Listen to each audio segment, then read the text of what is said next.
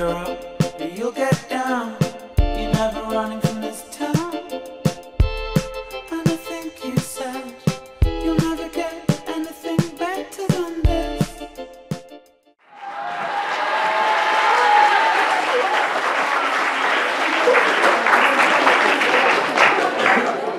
Bonjour.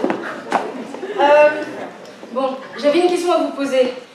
Y a-t-il quelqu'un dans la salle qui croit encore que le Père Noël existe? Ah mince alors. Franchement, je suis désolée, mais c'est très dur la chose que je vais vous dire, mais le Père Noël n'existe pas. Ah, il faut pas pleurer, hein. Les œufs de Pâques, si, ça existe. Pour tout vous dire, ce personnage fictif qu'est le Père Noël est une ordure. Oui, parce que il a ruiné mon enfance. Je vous promets, oui. À l'âge de 4 ans, il m'a offert une Barbie. Une Barbie! Attendez, une Barbie blonde, grande, les yeux bleus. Regardez-moi! L'année suivante, le Père Noël a voulu se rattraper et m'a offert Ken. Malheureusement, Ken était encore blond. Accompagné d'un petit mot d'excuse. Ma petite nana, je suis désolée de t'annoncer ça, mais Ken en noir n'existe pas. Signé ton petit Papa Noël. À l'âge de 6 ans, j'ai reçu un livre. À la rentrée scolaire, dans la récréation, ton disque résonnait des cris de joie, des enfants joyeux. Oh, j'ai reçu une Game Boy, j'ai reçu une DS, oh, j'ai reçu une PSP, et tous ces produits high-tech dont vous connaissez le nom. Moi, je devais leur répondre, j'ai reçu un livre. Proust. Longtemps, je me suis couchée de bonheur.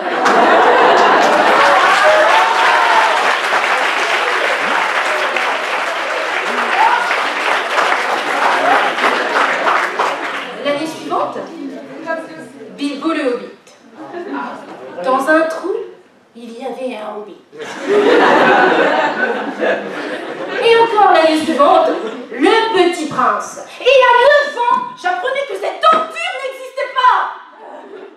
Non, mais attendez, vous avez tous vécu ce moment, n'est-ce pas? Ce moment où vous vous êtes sentis trahis, roulés, dupés par vos propres parents, par votre famille.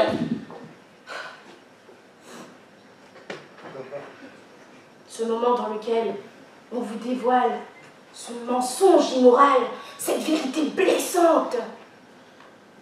Ce moment dans lequel vous découvrez que, oui, même les adultes peuvent nous mentir. Vous vous souvenez alors de ce moment où les parents vous menaçaient avec cette fameuse phrase « Attention, si tu n'es pas sage, le Père Noël ne viendra pas !» Non mais on nous a pris pour des idiots. Non mais en y repensant, vous vous rendez compte qu'on arrivait à gober qu'un homme pouvait passer par une cheminée? Non. D'ailleurs, il me paraît bizarre ce Père Noël. Il est bien louche.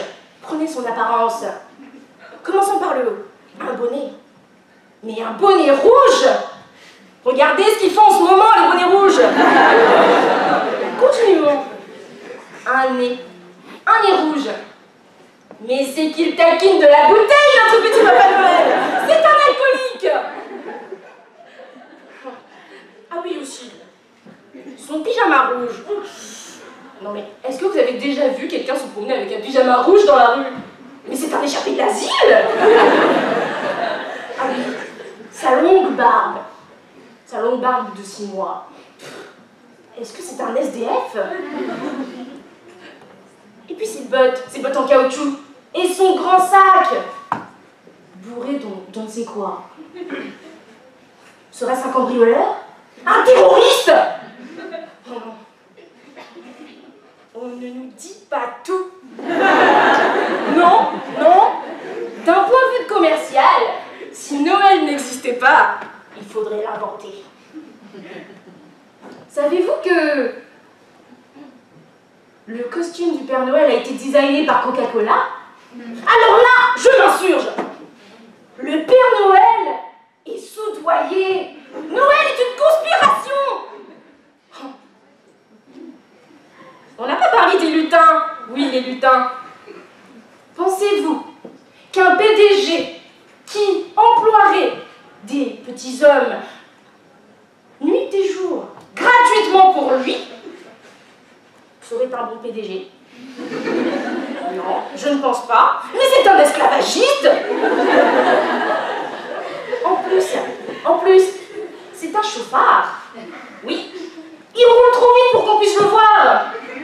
Le pire, le comble, c'est qu'il a un fouet. Si, je vous assure. On devrait appeler l'SPA pour dénoncer la maltraitance des pauvres reines. N'est-il pas exécrable, ce Père Noël? Non, bon. Finalement, oui, je reconnais. Ce Père Noël est vraiment une ordure, mais on l'aime bien malgré tout, n'est-ce pas? Oui, parce que grâce à lui, nous revivons chaque année cette période de réjouissance, de festivité. Ces cadeaux dont personne ne veut, qu'on s'empressera de revendre sur eBay. Ces discussions où tout le monde pose des questions, personne n'écoute les réponses. Cette dingue que maman n'a jamais réussi. Ah, mais, oh oui, attendez. En conclusion, je n'ai aucune rancune contre ce Père Noël. Et c'est pour cela que je vous souhaite de passer un joyeux Noël.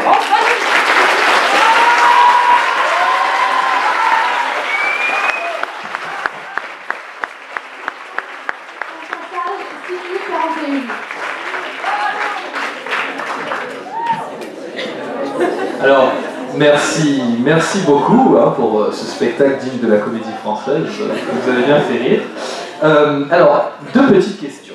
Tout d'abord, qu'avez-vous contre les blonds? Voyez-vous, l'homme idéal pour moi, il est grand, il est brun. Ah, bon, quelle tristesse. Alors, deuxième question, puisque vous savez bien entendu que nous sommes ici dans une faculté de droit et vous avez parlé des nombreux défauts du Père Noël, qui pourraient être notamment pénalement incriminés.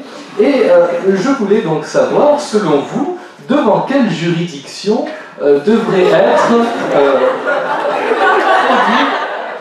le Père Noël, notamment est-ce qu'il devrait relever de la compétence des tribunaux français, ou alors des tribunaux de Norvège, où est sa résidence principale, ou alors devrait-il relever de la compétence du tribunal pénal international, puisqu'il commet ses forfaits dans le monde entier?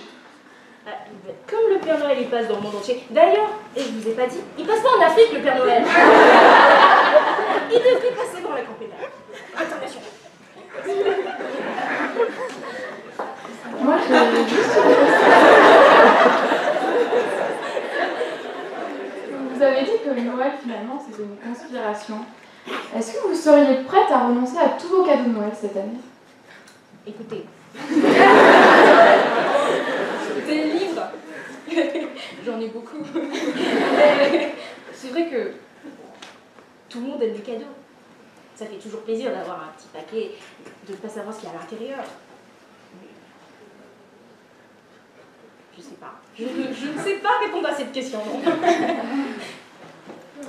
Alors vous soulignez que le Père Noël est une ordure, mais ne pensez-vous pas que derrière ce personnage, je cite, un terroriste breton alcoolique en pyjama, ce personnage, rend les gens heureux aussi quelque part? Si, je l'ai dit, d'une certaine façon, grâce à lui, on se réunit, on partage des moments en famille qui peuvent virer à la catastrophe, mais oui, grâce à lui, c'est nos rêves d'enfant, c'est aussi, ça incarne cette innocence sauvage. Donc l'innocence est incarnée par un terroriste breton.